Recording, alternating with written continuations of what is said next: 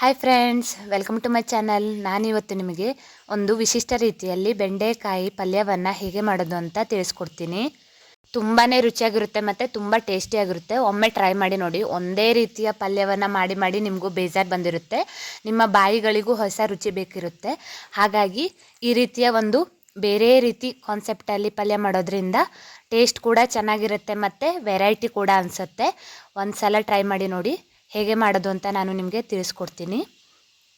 ಒಮ್ಮೆ ಟ್ರೈ ಮಾಡಿದ್ರೆ ಮತ್ತೆ ಮತ್ತೆ ತಿನ್ನಬೇಕು ಅನ್ನೋಷ್ಟು ರುಚಿಯಾಗಿ ಆಗುತ್ತೆ. ನೀವು ನನ್ನ ಚಾನಲನ್ನು ಸಬ್ಸ್ಕ್ರೈಬ್ ಮಾಡದೆ ನೋಡ್ತಾ ಇದ್ದರೆ ಸಬ್ಸ್ಕ್ರೈಬ್ ಮಾಡ್ಕೊಳ್ಳಿ, ಲೈಕ್ ಮಾಡಿ, ಶೇರ್ ಮಾಡಿ, ಹಾಗೆ ಕಮೆಂಟ್ ಮಾಡಿ. ಇನ್ನೂ ಅನೇಕ ಅಡುಗೆ ವಿಡಿಯೋಗಳು, ವ್ಲಾಗ್ಗಳು ನನ್ನ ಚಾನಲ್ನಲ್ಲಿ ನಿಮಗೆ ನೋಡೋಕೆ ಸಿಗುತ್ತೆ. ಅದನ್ನು ಕೂಡ ನೋಡಿ ಪ್ರೋತ್ಸಾಹ ಕೊಡಿ. ನಿಮ್ಮ ಪ್ರೋತ್ಸಾಹ ಯಾವಾಗಲೂ ಇದೇ ರೀತಿ ಇರಲಿ. ಬೆಂಡೆಕಾಯಿ ಪಲ್ಯವನ್ನು ಮಾಡೋಕ್ಕೆ ಏನೇನು ಬೇಕು ಅಂತ ನೋಡೋಣ. ಮೊದಲನೇದಾಗಿ ನಾನು ಬೆಂಡೆಕಾಯಿಯನ್ನು ಈ ರೀತಿ ಚಿಕ್ಕ ಚಿಕ್ಕ ಪೀಸ್ಗಳಾಗಿ ಕಟ್ ಮಾಡಿ ಇಟ್ಕೊಂಡಿದ್ದೀನಿ, ನೋಡ್ತಾ ಇರ್ಬೋದು. ಹಾಗೆ 2 ಟೊಮೆಟೊ, 2 ಈರುಳ್ಳಿ, 1 ಮೆಣಸನ್ನು ಕೂಡ ಕಟ್ ಮಾಡಿ ಇಟ್ಕೊಂಡಿದ್ದೀನಿ.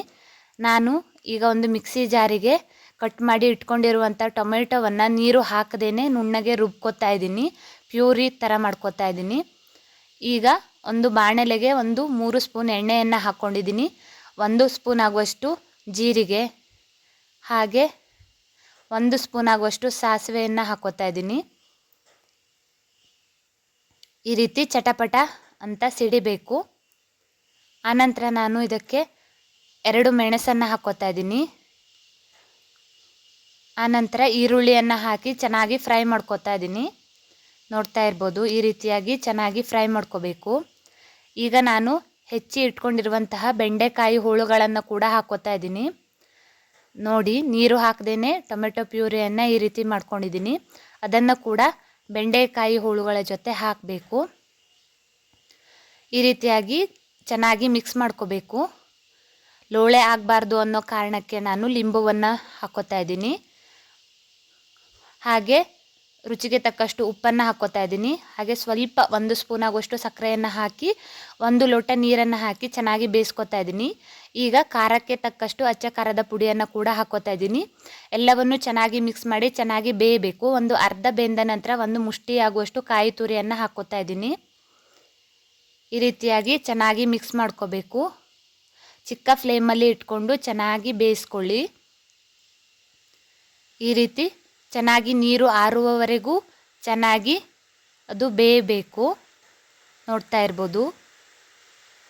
ಉಪ್ಪು, ಹುಳಿ, ಖಾರ ಸರಿಯಾದ ಪ್ರಮಾಣದಲ್ಲಿ ಹಾಕೋದ್ರಿಂದ ಮತ್ತು ನಾವು ಟೊಮೆಟೊವನ್ನು ಪ್ಯೂರಿ ರೀತಿ ಮಾಡಿ ಹಾಕಿರೋದ್ರಿಂದ ಟೇಸ್ಟು ತುಂಬಾ ಡಿಫ್ರೆಂಟ್ ಆಗಿರುತ್ತೆ.